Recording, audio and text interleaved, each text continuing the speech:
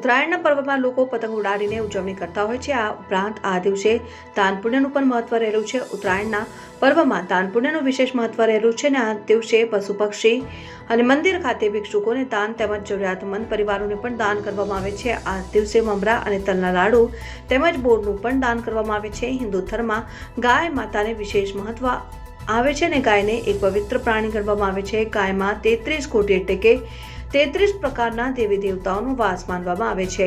ઘણા તહેવારોમાં ગૌ માતાની પૂજા કરવામાં આવે છે અને ઉત્તરાયણમાં ગાયને ઘાસચારો ખવડાવવાની તેમજ ઘૂઘરી ખવડાવવાની પરંપરા છે।